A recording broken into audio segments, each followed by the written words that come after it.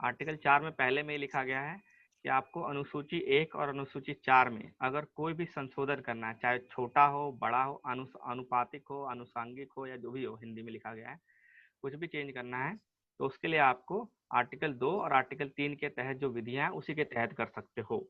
ठीक है, जैसा संसद आवश्यक समझे, संसद जैसा आवश्यक समझे, ठीक है ना।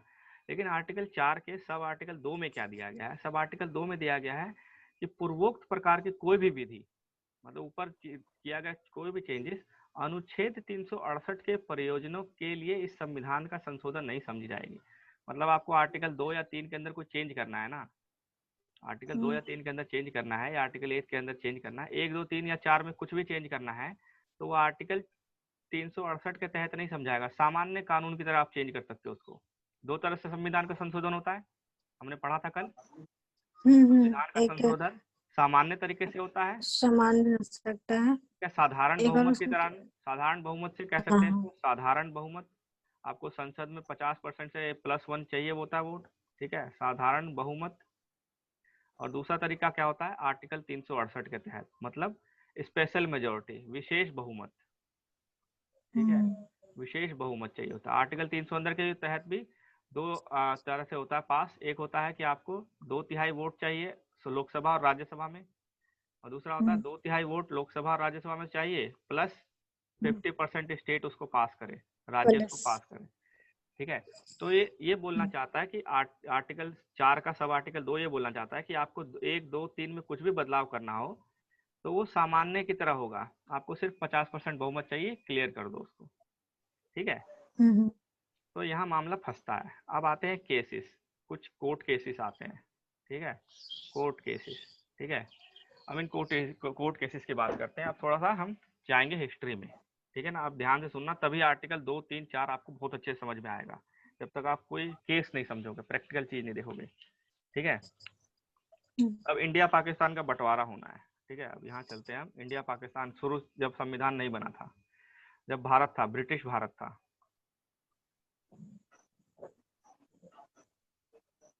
ठीक है, ब्रिटिश भारत की बात कर रहा हूँ मैं। ब्रिटिश भारत में जब वर्ल्ड वॉर 2 शुरू हुआ, विश्व युद्ध 2 शुरू हुआ,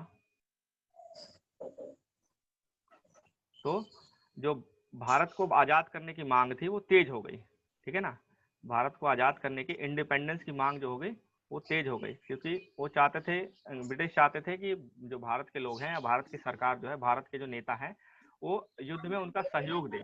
ठीक है, लेकिन नेता क्या चाहते थे? पहले आप हमको आज़ाद करो, हमें अपना संविधान बनाने दो, उसके बाद हम, वो पहले प्रॉमिस करो तब हम करेंगे सहयोग। म्यूट कर दो, किसका है? तो हम पहले, आप हमको आज़ाद करने का प्रॉमिस करो, संविधान देने का प्रॉमिस करो, तभी हम सहयोग करेंगे। जब तक आप हमें नहीं आज़ाद करोगे, आप दूसरों की आज़ादी के लिए हम क्यों लड़ेंगे? बात हुई थी कि पोलैंड और ये सब जो जिन राज्यों पे जर्मनी कब्जा कर रहा था, विश्व युद्ध तो क्यों हुआ था कि जर्मनी कई राज्यों पे, कई देशों पे कब्जा कर रहा था, उनको अपना अधीन बना रहा था। तो भारत कह रहा था कि आप उनकी आज़ादी के लिए हमसे सहयोग कैसे मांग सकते हो जब हम ही आज़ाद नहीं, हमें ही आज़ाद नहीं कर रहे हो तुम। ठीक है, तो इन्होंने कहा कि आप हमको ये सब प्रॉमिस करो, हम आपको देंगे। तो अगर, तो बात जब बढ़ गई तो अगस्त में, द्वितीय विश्व युद्ध का यही यही एक कारण था। कारण ये नहीं था, कारण तो जर्मनी, हिटलर, मतलब मेन कारण ये था कि जर्मनी अपनी पहुंच बढ़ा रहा था। ठीक है, जर्मनी ने सबसे पहले पोलैंड पे जब हमला किया तो शुरू हो गया द्वितीय विश्व युद्ध। ठीक है, पोलैंड के बाद वो बेल्जियम पहुंचा, फिर फ्रांस पहुंचा, तो फिर सभी देश उसमें जुटने लग गए। ठीक है, वो कारण, बहुत कारण थे उसके। 8 अगस्त 1940 को भारत में क्या हुआ? अगस्त ऑफर आया था, इसको अगस्त ऑफर बोलते हैं। ठीक है, अगस्त प्रस्ताव। अगस्त प्रस्ताव हिंदी में बोलते हैं, अगस्त प्रस्ताव बोलते हैं। इसमें क्या कहा ब्रिटिश ने? कहा, ब्रिटिश ने क्या ऑफर दिया भारत को? डोमिनियन का ऑफर दिया कि ठीक है, हम आपको डोमिनियन बना देते हैं, पूरा आजाद नहीं, डोमिनियन बनाएंगे। इसका मतलब है आप ब्रिटिश के अंदर तो रहोगे, ब्रिटिश के अंडर रहोगे, अंदर ही रहोगे, बट आप अपना संविधान बना सकते हो, अपना रूल कर सकते हो। ठीक है, लेकिन ये चीज मना कर दी गई, गांधी और नेहरू सबने मना कर दिया। यहीं पे इसी टाइम डोमिनियन का ऑफर आया, तो क्या हुआ, इसी डोमिनियन के ऑफर के बाद मुस्लिम लीग ने डिमांड करी कि हमको अलग नहीं चाहिए, हमको अलग पाकिस्तान चाहिए। ठीक है, हमको अलग पाकिस्तान अलग चाहिए और अलग संवैधानिक सभा चाहिए, ठीक है, अलग पाकिस्तान दो हमको, ये ऑफर किया। तो ब्रिटिश ने इसको मना कर दिया, कोई ना, कोई पाकिस्तान वाकिस्तान नहीं मिलेगा तुमको, कोई अलग संविधान जो दिया है वो मानना है कि नहीं मानना, जो नहीं तो नहीं होगा। तो ये कैंसिल हो गया दोनों वजह से, ठीक है। फिर ये तो पहला हो गया खत्म। फिर दूसरी बार क्रिप्स मिशन आया, ठीक है, क्रिप्स मिशन आया 1900 कब आया था याद नहीं मेरे को, 1946 में ही आया था शायद, ठीक है, हाँ 45 तो 46 में आया वही था। है, आजादी के कुछ टाइम में ही आया था। इसके अंदर कौन कौन लोग थे? इसके अंदर थे स्टैनफोर्ड क्रिप्स, नाम नहीं लिख रहा इसमें, स्टैनफोर्ड क्रिप्स, एवी अलेक्जेंडर और पैट्रिक लॉरेंस, 3 लोग थे, ठीक है। हाँ नाम 3 पूछे लोग जाते हैं थे। कभी कभी नाम पूछे जाते हैं। तो पूछ लेते हैं। स्टैनफोर्ड क्रिप्स, एवी अलेक्जेंडर और पैट्रिक लॉरेंस 3 लोग थे। तो इन्होंने भी सेम अच्छा, चीज इसी बोला। में गांधी ने बोला था कि ये नेक्स्ट का चेक है, गांधी यही बोले थे, हाँ इसी में बोले थे ना। हाँ, तो ऐसा कुछ बोला गया था। तो उन्होंने सेम ऑफर दिया और कब खत्म हो गया। तीसरी टाइम में, थर्ड टाइम में कब आया? इस टाइम जो थे वो थे, गवर्नर कौन था, वायसराय कौन था? लिनलिथ गो था, लिनलिथ गो, ये गवर्नर थे, ठीक है, इस टाइम में थे। और क्रिप्स मिशन जब कैबिनेट मिशन आया, फिर थर्ड आया कैबिनेट मिशन, जब जरूरत बहुत ज्यादा बढ़ गई तो उन्होंने कैबिनेट मिशन बोला, उन्होंने कहा ठीक है अब हम आपको अपना संविधान अपनी आजादी सब देते हैं, ठीक है ना। क्रिप्स मिशन आया 1946 में आया था, इन्होंने कहा ठीक है, इंडिपेंडेंस प्लस संविधान जो भी चीजें थी मान ली गई थी लगभग, ठीक है, मान ली गई थी। बस एक चीज नहीं मानी गई थी इसने, अलग पाकिस्तान नहीं, कोई अलग पाकिस्तान नहीं होगा। इसने भी अलग पाकिस्तान को मना कर दिया था, ठीक है, अलग पाकिस्तान नहीं होगा कोई। तो फिर क्या हुआ इसके बाद? अलग पाकिस्तान नहीं हो तो अब 1946 की बात कर रहा है, ठीक है ना, 1946 की बात करो, कोई पाकिस्तान नहीं होगा। तो उस समय इसके बाद गृह युद्ध छिड़ गया भारत में, गृह युद्ध छिड़ गया, हिंदू हिंदू मुस्लिम। मुस्लिम वॉर चल गया भारत में। तो ये जब वॉर चल गया तो उस समय 1947 में 3 जून, ये डेट बहुत इंपॉर्टेंट, 3 जून 1947 को माउंटबेटन प्लान आया। माउंटबेटन योजना, अच्छा हाँ। माउंटबेटन योजना आया, ठीक है ना। इसने बोला फर्स्ट टाइम इसी प्लान के अंतर्गत, फर्स्ट टाइम सेपरेशन की बात मान ली गई, सेपरेट पाकिस्तान की बात मानी गई, ठीक है ना। सेपरेट पाकिस्तान की बात नहीं मानी गई, एक तरह से सेपरेट पाकिस्तान को कह दिया हाँ बन सकता है ऐसा कुछ, ठीक है। माउंटबेटन योजना में ही फर्स्ट टाइम सेपरेट पाकिस्तान को बोला गया, एक्सेप्ट ब्रिटिश ने एक्सेप्ट किया कि हाँ नया अलग देश हो सकता है एक, ठीक है। अब ये कैसे हो सेपरेट पाकिस्तान, कैसे हो पाकिस्तान को कैसे सेपरेट किया जाए? अब मैं आर्टिकल 1 2 3 याद रखना, ठीक है ना, 1 2 3 ये आर्टिकल के अंदर ही चल रहा है, वो उसी के अंदर आएगा वापस हमारा। सेपरेट पाकिस्तान तो हो, लेकिन कैसे, ठीक है, कैसे हो सेपरेट? 29 करोड़ 39 करोड़ लोग रह रहे हैं और वो सब हिंदू मुस्लिम हैं और वो सब मिल के रह रहे हैं। उस टाइम ऐसा नहीं था कि बहुत अलग अलग सोसाइटी बसी हुई थी, हिंदू अलग बहुत अलग रह रहे हैं, मुस्लिम बहुत अलग रह रहे हैं, हिंदू मुस्लिम है वो भी। ज्योग्राफिकल एरिया अगर भी आप सब वैसे ही होगा, मिले जुले। इस ज्योग्राफिकल एरिया को देखो, ये जो भारत पहले ऐसे होगा कुछ, ठीक है ना, ऐसे था भारत। तो ये एरिया प्लस ये एरिया, ठीक है। तो बोला गया ठीक है, तो माउंटबेटन प्लान ने क्या कहा, माउंटबेटन प्लान ने कहा कि जो मुस्लिम डोमिनेटेड एरिया है, सारे मुस्लिम नहीं, भारत के सारे मुस्लिम चले जाएं ऐसा नहीं कहा उसने, जो मुस्लिम प्रधान देश है, मुस्लिम प्रधान जो क्षेत्र है, मुस्लिम बहुमूल क्षेत्र, बहु क्षेत्र है, ठीक है, जो भी बोलता हूँ, जहाँ पे, मुस्लिम मेजोरिटी लिख देता हूँ, ठीक है। हाँ हाँ हाँ। मुस्लिम मेजोरिटी वाले क्षेत्र जो हैं वो पाकिस्तान बना सकते हैं, अलग स्टेट अलग देश बना सकते हैं, ठीक है, मुस्लिम मेजोरिटी वाले। तो अब देखा गया कि इधर नॉर्थ वेस्ट में, ठीक है, यानी उत्तर पश्चिम में, और इस साइड ईस्ट में, पूर्व में, यही दो जगह है जहाँ पे मुस्लिम मेजोरिटी है। तो इन दोनों को अलग करना था, लेकिन इन दोनों को अलग कैसे करें, अब सीमा रेखा कैसे बनाई जाए, ठीक है ना। तो बाउंड्री कमीशन बना, ठीक है, सीमा सीमा कमीशन कैसे बोलेंगे हिंदी में, इंग्लिश में पता नहीं मेरे को। तो बाउंड्री कमीशन बना, बाउंड्री मतलब सीमा खींचता जो, सीमा गठन हाँ अच्छे से सीमा हुआ। गठन कुछ था, ठीक है, बाउंड्री कमीशन बना। कब बना बाउंड्री कमीशन? बाउंड्री कमीशन किसके अंदर बना था? साइरस रेडक्लिफ, रेडक्लिफ नाम याद है कुछ, हाँ हाँ हाँ हाँ, है ना। Red Cliff. ठीक है। साइरस रेडक्लिफ के अंदर ये चेयरमैन थे उस बाउंड्री कमीशन के, जो कमीशन बनता है समिति, सीमा समिति, ठीक है, अच्छा, सीमा समिति बोल सकते हो इसको, सीमा, सीमा समिति, हाँ। है ना, सीमा समिति। सीमा समिति बनी थी, उसके चेयरमैन थे सर साइरस रेडक्लिफ। ये ना ज्योग्राफर नहीं थे। तो सबसे बड़ी चीज क्या करी माउंटबेटन ने, एक मतलब जानबूझ के किया। कि क्यों किया, ये कोई अगर आपको बाउंड्री खींचनी है तो कोई ज्योग्राफर चाहिए ना वहाँ पे, जिसको ज्योग्राफी की नॉलेज हो। हम्म ये हम्म। लॉयर थे, वकील था ये आदमी।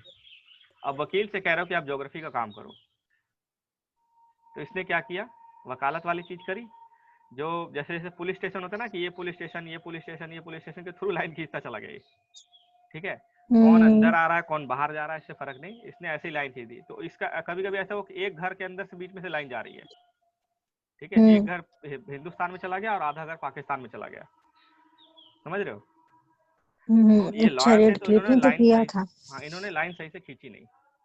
ठीक है, लाइन सही से खींची नहीं। अब आते हैं यहाँ जो पे। अभी तक है, जो हाँ अभी तक है ना। हाँ, तो अब इधर आ जाते हैं इस एरिया में। ठीक है, यहाँ पे, यहाँ से शुरू करता हूँ। ठीक है, तो सर रेडक्लिफ ने लाइन खींच दी भाई। ये सर, ये जुलाई 1947 में आया था कमीशन, जुलाई 1947 की बात कर रहे थे, कमीशन आया था। रेडक्लिफ ने अपना वो कर दिया, अवार्ड दे दिया, मतलब रेडक्लिफ अवार्ड बोलते हैं इसको। जो रेडक्लिफ ने हम्म अपना फाइनल दे दिया, कब दिया था फाइनल, 12 अगस्त को। देश आजाद होने के 3 दिन पहले इसने बोला कि हाँ ऐसे आजाद कर दो।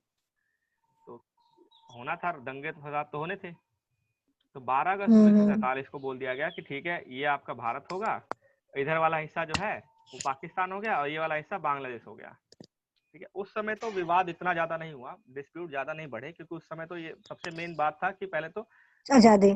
जो आजादी, दूसरी बात जो मुस्लिम भारत में रह रहे हो आसानी से, मतलब ज्यादा बिना उसके दंगे फसाद के पाकिस्तान चले जाए जिसको जाना है, और जो पाकिस्तान में हिंदू हैं वो बिना मार काट के इंडिया में आ जाए, और उनका जो इंडिया में आए उनको बसाया जाए अच्छे से। पहली बात तो ये थी, पाकिस्तान हम्म वाले भी अपने लोगों को बसाना चाहते थे, हिंदुस्तान वाले भी अपने लोगों को बसाना चाहते थे। तो इतना डिस्प्यूट में हम्म देखा नहीं किसी ने कि कौन सा क्षेत्र कहाँ जा रहा है। ठीक है, तो रेड क्लिफ हम्म अवार्ड हुआ, कुछ चीजें चली गई। तो रेड क्लिफ अवार्ड के बाद इशू क्या हुआ, फिर कुछ डिस्प्यूट सामने आए, जो उस समय नहीं आए, कुछ साल के बाद आने लगे। तो कई जैसे डिस्प्यूट, मतलब कोई विवाद आ गया। तो विवाद क्या क्या हुए। अब पहला विवाद पाकिस्तान की तरफ से आया। ठीक है, पाकिस्तान ने पहला विवाद, मतलब अपना डिमांड रखा कि हमारा कुछ क्षेत्र आपके पास रह गया, मेरा कुछ सामान तुम्हारे पास पड़ा है टाइप। ठीक है, कैसे, उसने कहा कि ये जो आपका ईस्ट पाकिस्तान है, यानी उस समय बांग्लादेश नाम नहीं था उसका, ये भारत अगर बोले यहाँ पे, भारत, भारत में कौन सा क्षेत्र था, ये पश्चिम बंगाल, इस हम्म तरफ पश्चिम बंगाल है। और यहाँ पे ईस्ट पाकिस्तान, पूर्वी पाकिस्तान, जो बांग्लादेश है, ये उस समय पूर्वी पाकिस्तान था। पहला विवाद आया था 1952 में, 1952 में विवाद आया, किस चीज को लेके, एक क्षेत्र था बेरूबारी, एक जगह का नाम था बेरूबारी। अच्छा, एक बेरूबारी, जगह का नाम है। हाँ, ये बेरूबारी एक जगह का नाम था। ठीक है, बाड़ी, बाड़ी, बेरूबाड़ी, बेरूबाड़ी। बेरूबाड़ी। ठीक है, सर तो बेरूबाड़ी। कल आप बोले कि केस चला था। हाँ वही केस आ रहा है ना, इसके नाम से इसके केस नाम से चल केस रहा चला है। था, इस जगह का नाम था, इसी नाम से केस चला था। ठीक है, तो बेरूबाड़ी एक जगह का नाम था, बेरूबाड़ी। ठीक है, ये कहाँ था, ये इस तरह से था, ऐसे था लगभग। ठीक है, इस तरह से क्षेत्र था। कुछ हिस्सा भारत में रह गया था और कुछ हिस्सा पाकिस्तान, ईस्ट पाकिस्तान में चला गया था। जो लेकिन जो भारत में रहा वो वहाँ पे मुस्लिम बहुमूल थे वो लोग।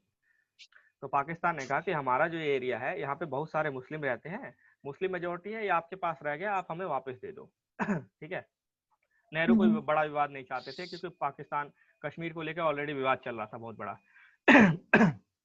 तो कोई बड़ा विवाद नहीं चाहते थे कि भारत में पूरे क्षेत्र, पूरे भारत में ही मुस्लिम जो है आवाज उठाने लग जाए। सॉरी। इतना दंगा तो पहले ही हो चुका था। हाँ, तो नेहरू नहीं चाहते थे कि ऐसा कुछ हो। ठीक है, तो बेरूबाड़ी कहाँ हम्म पड़ता है, ये आपका न्यू जलपाईगुड़ी में पड़ता था, न्यू जलपाईगुड़ी ऊपर। हमारा जो क्षेत्र, हमारे पास जो था वो क्षेत्र था, इसका नाम अगर डिटेल में भी जाओ तो इसका नाम था पांचगढ़। ठीक है, पांचगढ़। ऊपर वाला एरिया मतलब उसे जम्मू कश्मीर वाला एरिया। नहीं जी यार, ये बांग्लादेश और के बीच की बात करो, बेरूबाड़ी का ऊपर वाला एरिया। ठीक है, अच्छा अच्छा। बेरूबाड़ी का जो ऊपर वाला एरिया है, ये जो बेरूबाड़ी का हमारे पास था, उसका नाम, उस जगह का नाम था पांचगढ़, ऐसा कुछ नाम था। ओ। ठीक है, पांचगढ़। और नीचे वाला एरिया का नाम था बोडा करके कुछ था, ठीक है, बोडा या बोर्ड ऐसी कुछ था, मुझे याद नहीं क्या था, बोडा। तो उसने कहा कि ये न्यू जलपाईगुड़ी में पड़ता था, ऊपर वाला न्यू जलपाईगुड़ी, ठीक है। तो भारत ने, नेहरू ने कहा ये देना ही चाहिए क्योंकि इतना विवाद हो चुका, छोटा सा क्षेत्र है, दे देंगे, ज्यादा दिक्कत नहीं होगी। तो इन्होंने क्या किया, अब कैसे दे, क्योंकि अगर आप संविधान पढ़ोगे, संविधान में कहा गया है कि राज्य का संघ, जब अगर एक दोबारा संविधान पे आते हैं, ठीक है, अब होता है कि कैसे ट्रांसफर कैसे करें। अब देना है इस क्षेत्र को 1958 में, मतलब नेहरू मान गए कि देना है, नेहरू ने ओके कर दिया कि देना है इस क्षेत्र को, लेकिन कैसे दे, क्या संविधान में क्या प्रावधान है ये देखने पड़ेंगे।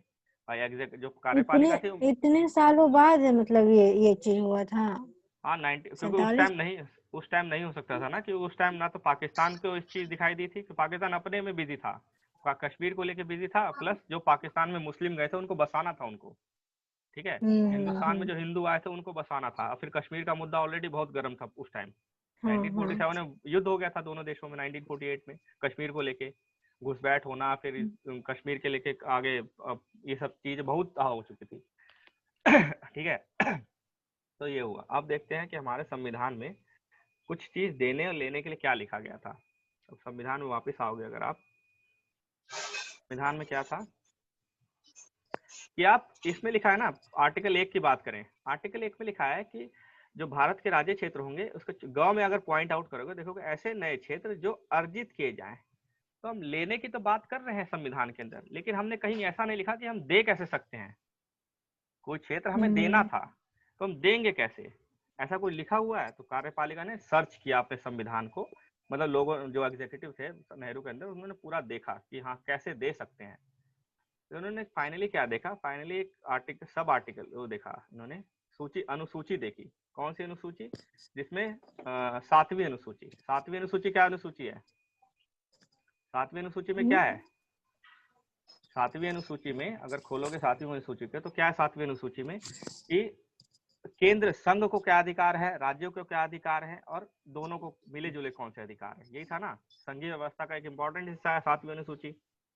7वीं अनुसूची हमने पढ़ा था कि अगर संघीय व्यवस्था होती है तो केंद्र को अलग पावर दे दी जाती है, शक्ति का बंटवारा कहते हैं इसको, बोलते हैं शक्ति का बंटवारा करना। बंटवारा करने के लिए लिखना पड़ेगा आपकी शक्ति कौन सी है, उसकी शक्ति कौन सी है। शक्ति का बंटवारा किसके बीच में, केंद्र और राज्य के बीच में। तो अनुसूची, 7वीं अनुसूची में लिस्ट बना दिया गया, केंद्र के पास किस तरह की पावर रहेंगी और राज्य के पास किस तरह की। अब देखो इसमें सूची 1 मतलब संघ सूची है, वो पावर जो संघ के पास रहेगी, केंद्र के पास रहेगी। तो इसमें सारी सूची दे रखी है, ठीक है।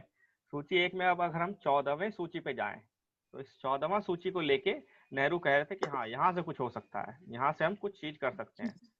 तो उस सूची में क्या लिखा गया था, विदेशों से संधि और करार करना, मतलब हम विदेशों से संधि कर सकते हैं ये केंद्र कर सकता है अपनी मर्जी से, राज्य की जरूरत नहीं है इसमें।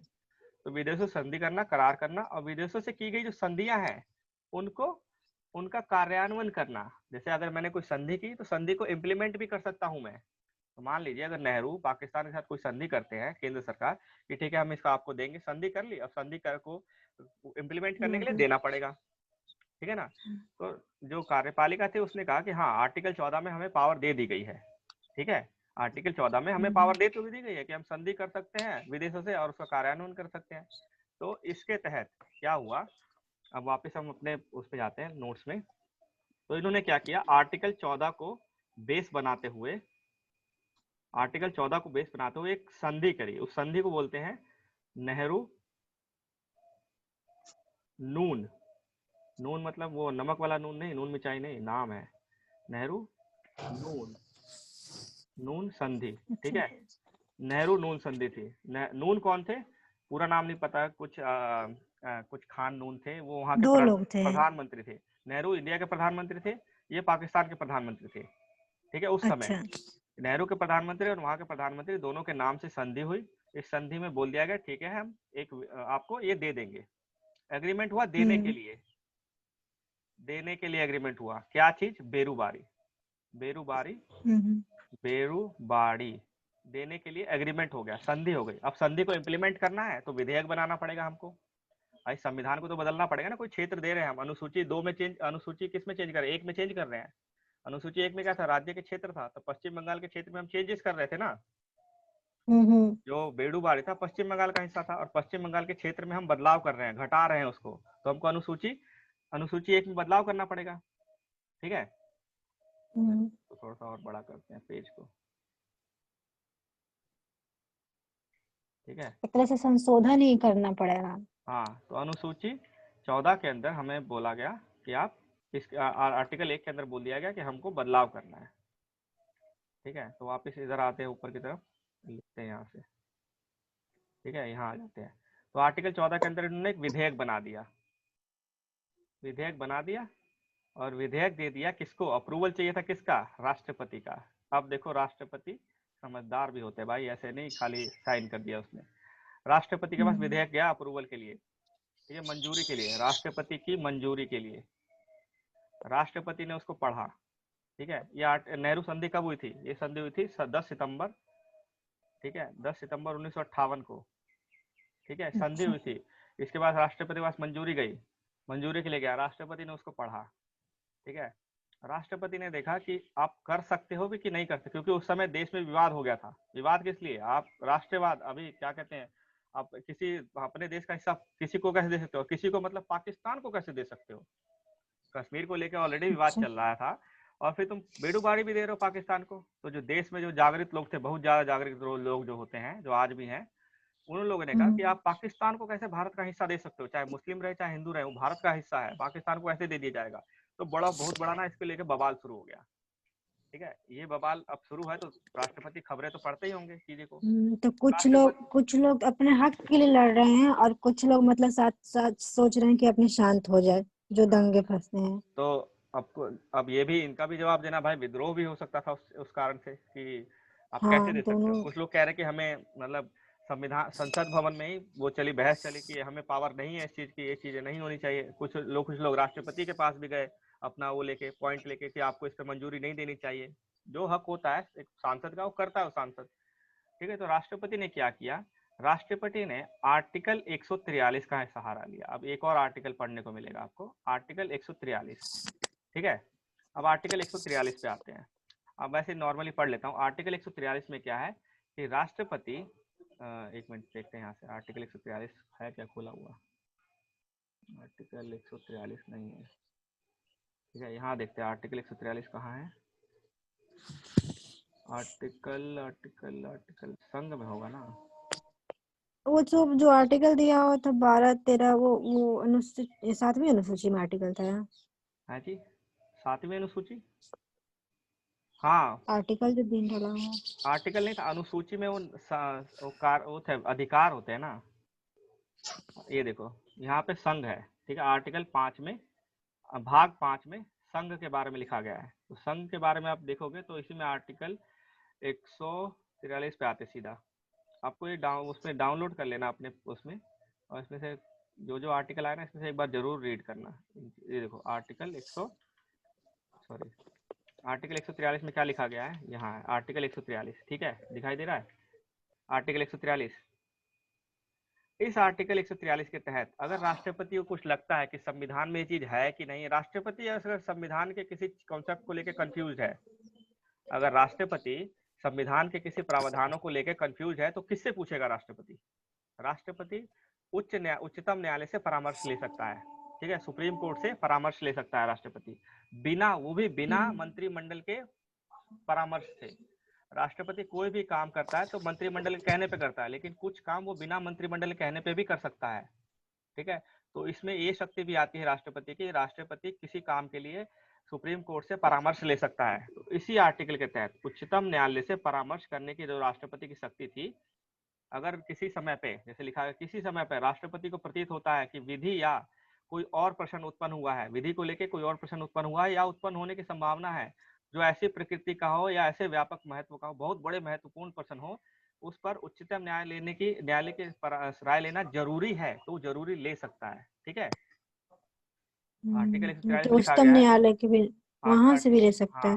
हाँ, अगर राष्ट्रपति को लगता है कि कोई ऐसा महत्वपूर्ण प्रश्न है जिसपे मुझे सलाह चाहिए, तो मैं सलाह कहाँ से लूंगा, मंत्रिमंडल चला लूंगा तो मंत्रिमंडल तो वही कहेगा नहीं, उसने भेजा है साइन करने के लिए, बोलेगा कि हमने हाँ सोच हाँ, लिया, वो तो तुम वही अपना भेजा है। आप अपना दिमाग मत लगाइए, हमने सोच लिया है, आप साइन कर दीजिए। लेकिन राष्ट्रपति अपना दिमाग लगाते हैं और वो क्या करते हैं, ये विधेयक को high court, supreme supreme court court. Supreme court भेज देते हैं, ठीक है, उच्चतम न्यायालय में भेज देते हैं कि आप मेरे को बताओ कि इसी केस को बोलते हैं, एक्चुअली केस नहीं था, ये जो रेफरेंस था ना, आर्टिकल 143 के तहत राष्ट्रपति ने आर्टिकल 143 के तहत वो जो मामला सुप्रीम कोर्ट को भेजा, इसी मामले को, इसी चीज को क्या बोलते हैं, बेडूबाड़ी केस बोलते हैं, बेरोबारी। ठीक है, इसी केस को क्या बोलते हैं, बेरूबाड़ी। इसमें कोई दूसरा पक्ष लेकिन नहीं ये था। बात ही कुछ लेकिन बात ही कुछ यहाँ पे अलग हो गई, जैसे कि यहाँ पे तो न्यायालय का काम तो भाई न्याय देना या फिर हाँ, एंड यही में फिर न्यायालय के जाता 3 है। काम होते हैं, न्यायालय के एक ही काम नहीं होता। आप देखोगे सुप्रीम कोर्ट का काम ये भी होता है कि वो राज्य और उसके बीच में जो विवाद होता है उसको खत्म करे, या फिर एक काम ये भी होता है कि राष्ट्रपति को सलाह देना, ठीक है। उच्चतम न्यायालय के पास है, लेकिन ये सिर्फ यही उच्चतम न्यायालय के पास ही, हाई कोर्ट के पास नहीं है ये चीज। परामर्श देने का जो वो है प्रावधान है उच्चतम न्यायालय को, वो उच्चतम न्यायालय अच्छा हाँ, राष्ट्रपति को परामर्श दे सकता परामर्श। है, ठीक है। एक बॉर्डर लेकिन बना हुआ है उसमें, जैसे कार्यपालिका न्यायालय, न्यायपालिका में वो ठीक है, लोग। लेकिन तो परामर्श लेना है ना, कोई मानना, उसको मानना है ना मानना राष्ट्रपति के ऊपर है, ठीक है। सुप्रीम कोर्ट ने अगर कोई परामर्श दिया है, उसके ऊपर मानना या ना मानना राष्ट्रपति के ऊपर है, सिर्फ सुप्रीम कोर्ट परामर्श दे सकता है, ठीक है। अच्छा अच्छा। तो सुप्रीम कोर्ट ने जो परामर्श के लिए भेजा गया, इसको बोलते हैं बेडूबाड़ी, आगे लिखते हैं इसमें परामर्श केस होता है, ठीक है, परामर्श आगे लिखा जाता है, ठीक है। परामर्श आगे लिख के ऐसे 2 पॉइंट ऐसे, एक मिनट रुको,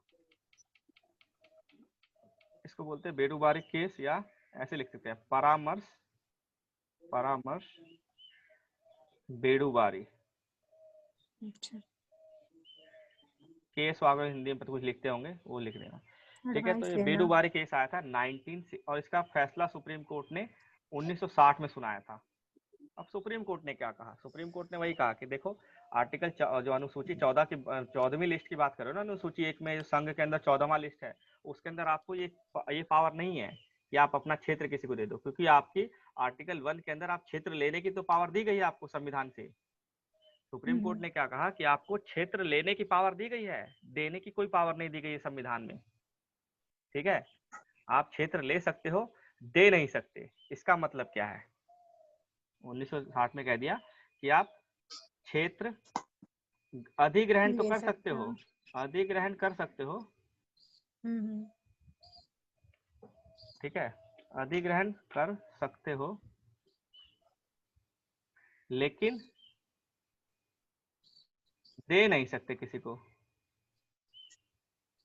कैसे, आर्टिकल 1, 2, 3 के, आर्टिकल 2 या 3 के तहत, इन दोनों आर्टिकल के तहत नहीं दे सकते, ये बोल दिया, ठीक है, क्योंकि ऐसा कुछ है नहीं इनमें। आर्टिकल 1, 2, 3 में 1, 2, 3 के तहत आप नहीं दे सकते हो। हाँ, देना है, ऐसा नहीं है कि दे ही नहीं सकते, दे आर्टिकल, क्योंकि आर्टिकल 4 में क्या लिखा गया था। अब फिर से हम आर्टिकल की तरफ जाते हैं।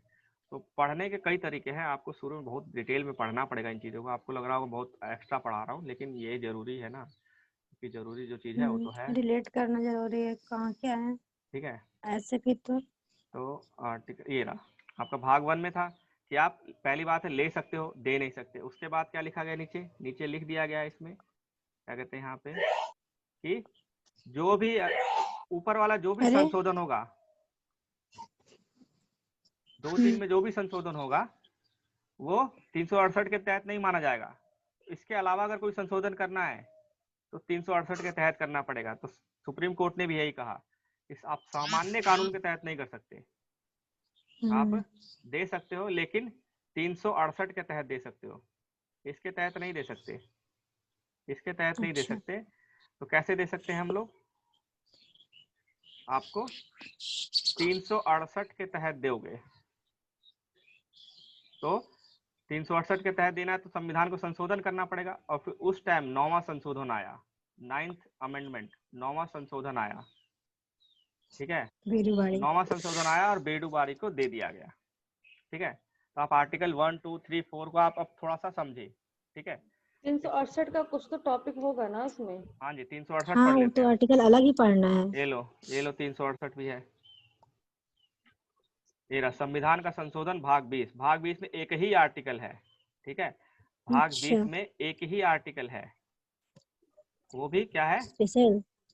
हाँ, भाग 20 में एक ही आर्टिकल है, भाग 20 में याद कर लेना 368 जो है ये भाग 20 के अंदर आता है, 368। अच्छा।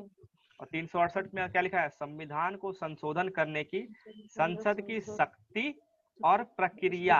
सिर्फ शक्ति ही नहीं है, प्रक्रिया भी है, तो ये दोनों चीज याद करना।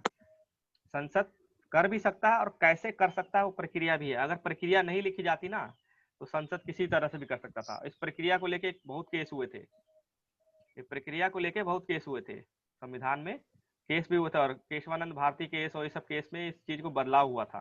ठीक है, तो प्रक्रिया इंपॉर्टेंट है। शक्ति तो है ही पहले, क्योंकि पहले शक्ति तक लिखा गया था, ठीक है, प्रक्रिया नहीं लिखी गई थी। ठीक है, तो बाद में सुप्रीम कोर्ट मामला गया और सब चीजें हुई, उसके बाद ये सब चीजें डाली गई। ठीक है, 368 में भी संशोधन किया गया। तो संविधान का संशोधन कर संसद की शक्ति और उसकी प्रक्रिया, संविधान किस तरह से संशोधित हो सकता है वो सारा इसके अंदर लिखा गया है, जो 368 की बात कर रहा है। तो इसके अंदर लिखा गया कि आपको कौन कौन से अनुच्छेद किस तरीके से कर सकते हो। तो अनुच्छेद 368 के तहत तो दिया है कि कर सकते हैं प्रक्रिया में। दूसरा ये है सब आर्टिकल कि आपको दो तिहाई बहुमत चाहिए, और तीसरे में क्या चाहिए कि आपको 13 के अंदर वो नहीं माना जाएगा, और 14 के अंदर और दे दिया गया, इसके अंदर चौथा भी दे दिया गया। तो 368 जब पढ़ेंगे जब संविधान के संशोधन वाला चैप्टर आएगा। अभी के लिए इंपॉर्टेंट क्या है कि 368 ऐसा आर्टिकल है जिसके तहत संविधान जो है, संविधान के कई प्रावधानों को संशोधित किया जाता है, और इसी वजह से संविधान को कठोर बोला जाता है। हमारा संविधान कठोर क्यों है? इस 368 की वजह से। 368 के थ्रू प्रक्रिया जो है ना बहुत मुश्किल होती है, प्रक्रिया जो है, प्रक्रिया ये मुश्किल है। ठीक है, ये मुश्किल प्रक्रिया होती है, इसलिए संविधान को 368 के तहत संशोधन करना थोड़ा सा मुश्किल हो जाता है, इसलिए संविधान को कठोर बोला जाता है।